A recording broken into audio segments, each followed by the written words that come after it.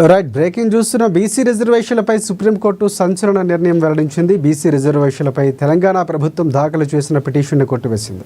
BC రిజర్వేషన్ల అంశంపైన సుప్రీంకోర్టులో కీలక వాదనలు జరిగాయి.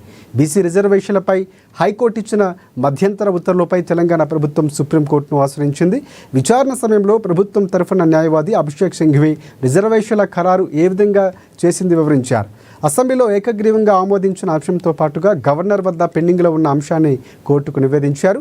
వాదనల తర్వాత సుప్రీంకోర్టు పిటిషన్ను కొట్టివేస్తూ 50% రిజర్వేషన్లతోనే ఎన్నికలకు వెళ్లాలని నిర్దేశించింది.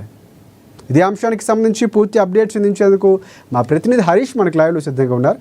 హరీష్, చెప్పండి, పూర్తి అప్డేట్స్ ఏంటి? ప్రధానంగా హైకోర్టు ఇచ్చిన తీర్పు తర్వాత సుప్రీంకోర్టుకు వెళ్ళిన నేపథ్యం కనిపిస్తుంది. సో ప్రధానంగా కోర్టు ఏ అంశాలు సూచిస్తూ 50%తోనే ముందుకు వెళ్ళాలని చెప్పింది? అప్డేట్స్ ఏంటి మీ దగ్గర ఉన్నవి? రైట్ రాజశేఖర్, ఇక బీసీలకు సంబంధించి కూడా 42% రిజర్వేషన్ ఇచ్చేందుకు సుప్రీంకోర్టులో ఈరోజు విచారణ జరిగింది. ఇక కీలకమైన తీర్పు కూడా వెలువడించింది. ఇక బీసీలకు సంబంధించి కూడా రిజర్వేషన్కి సంబంధించిన సుప్రీంకోర్టులో వేసిన ఎస్ఎల్పి పిటిషన్కి సంబంధించి కూడా డిస్మిస్ చేసింది. ఇక పాత పద్ధతి ప్రకారం 50% రిజర్వేషన్లు పరిమితి దాటకుండా ఎన్నికలు నిర్వహించుకోవాలని కూడా సూచన చేసింది. ఈ కేసుకు సంబంధించి హైకోర్టులో విచారణ కొనసాగుతున్న తరుణంలో జోక్యం చేసుకోవాలని కూడా జస్టిస్ విక్రమ్నాథ్, జస్టిస్ సందీప్ మెహతాకి సంబంధించి కూడా ధర్మాసనం ఈ తీర్పును వెల్లడించడం జరిగింది. ప్రధానంగా రాష్ట్ర ప్రభుత్వం తరఫున సీనియర్ అడ్వకేట్ అభిషేక్ సింఘ్వి వాదనలు వినిపించారు. ఇక రాష్ట్ర ప్రభుత్వానికి సంబంధించి కూడా సాంకేతిక పరంగా శాస్త్రీయబద్ధంగా ఇక పకడ్బందీగా రాష్ట్రంలో కులగణన చేశాం.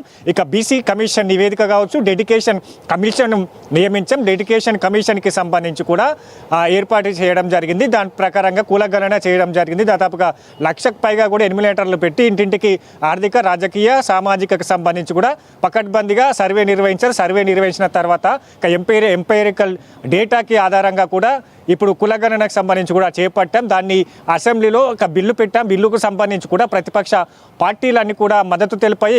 బిల్లుకు సంబంధించి కూడా ఏకపక్షంగా సంబంధించిన మొత్తం అన్ని పార్టీల మద్దతుతో బీసీలకు సంబంధించిన రిజర్వేషన్ బిల్లుకు అసెంబ్లీ తీర్మానం ఆమోదం తెలిపింది. దాని తర్వాతనే గవర్నర్కి సంబంధించి కూడా ఈ రిజర్వేషన్ అంశం పైన బిల్లును పంపించడం జరిగింది. గవర్నర్కి సంబంధించి కూడా అక్కడ పెండింగ్లో ఉంటే ఆర్డినెన్స్ని తీసుకొచ్చాం.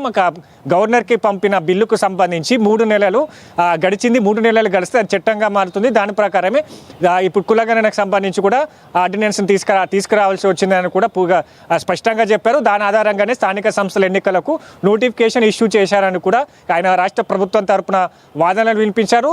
దాంతో పాటుగా 50%కి సంబంధించి కూడా రిజర్వేషన్లు దాటొద్దని కూడా సుప్రీంకోర్టు పలు తీర్పుల్లో స్పష్టం చేసింది.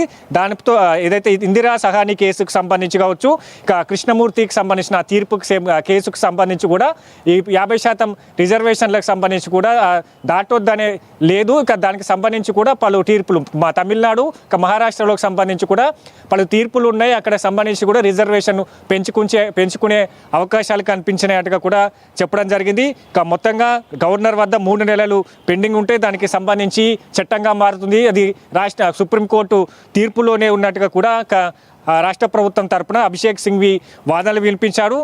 మొత్తంగా ఈ వాదనలు విన్న తర్వాత సుప్రీంకోర్టుకు సంబంధించి కూడా పలు అంశాలను కూడా ప్రస్తావించింది.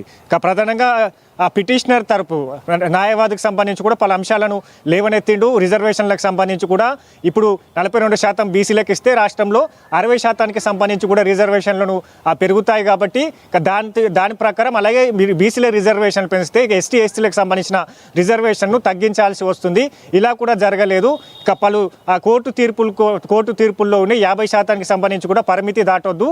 అది అంటే అక్కడ ఉన్న పరిస్థితి బట్టి, అక్కడ ఉన్న రాష్ట్రాల్లో ఉన్న పరిస్థితిని బట్టి ఈ రిజర్వేషన్లకు సంబంధించి కూడా పెంచుకునే అవకాశాలు ఉంటాయి. దానికి ఎస్టీకి సంబంధించిన, ట్రైబల్కి సంబంధించిన రిజర్వేషన్లు పెంచుకునేందుకే రాష్ట్ర ప్రభుత్వానికి ఏదైతే అర్హత ఉన్నట్టుగా కూడా పలు తీర్పులు ఉన్నాయి. దీని ఆధారంగా కూడా రిజర్వేషన్లకు సంబంధించి కూడా 50% దాటింది. దీన్ని సంబంధించి కూడా ఈ డిస్మిస్ చేయాలని కూడా పిటిషనర్ తరపు న్యాయవాదులు వాదించిన నేపథ్యం అయితే కనిపిస్తూ ఉంది. మొత్తంగా ఈ సంబంధించి కూడా ఈ సందీప్ మెహతా అలాగే విక్రమ్నాథ్కి సంబంధించిన ధర్మాసనం ఈ 42% తీసుకొచ్చిన బీసీలకు సంబంధించిన రిజర్వేషన్ బిల్లును సంబంధించి కూడా కొట్టివేసింది. దాని హైకోర్టులో సంబంధించి విచారణ కొనసాగుతున్నది కాబట్టి అక్కడ ఈ తీర్పు ఈ కేసుకు సంబంధించి కూడా హైకోర్టులో చూసుకోవాలని కూడా ధర్మాసనం చెప్పిన నేపథ్యం అయితే కనిపిస్తూ ఉన్నది. ఇక రాష్ట్ర ప్రభుత్వం తరఫున ఇప్పుడు క్యాబినెట్లో కాసేపట్లో క్యాబినెట్ భేటీ జరగబోతుంది. భేటీకి సంబంధించి కూడా ఈ తీర్పు పైన సుప్రీం తీర్పు పైన కూడా మంత్రివర్గంలో చర్చిస్తారు. దాని తర్వాత స్థానిక సంస్థల ఎన్నికలకు సంబంధించి ఏ విధంగా రాష్ట్ర ప్రభుత్వం నిర్ణయం తీసుకుంటుంది, నెక్స్ట్ స్టెప్ అంటే హైకోర్టులో ఇంకా ఎలాగ కేసును ఎదుర్కోవాలి, లేదంటే ఇతరకు సంబంధించి కూడా పార్టీ నుంచి ఏమైనా 42% రిజర్వేషన్లకు సంబంధించి కూడా సీట్లు ఇచ్చి ఎన్నికలకు వెళ్ళాలి, ఎన్నికలకు వెళ్తే ఎప్పుడు ఎన్నికలకు వెళ్ళాలి, ఈ అంశాలన్నిటిపైన కూడా కాసేపట్లో క్యాబినెట్లో చర్చించి ఒక నిర్ణయాన్ని తీసుకోబోతున్నారు Rajasekhar. Thanks for updates Harish.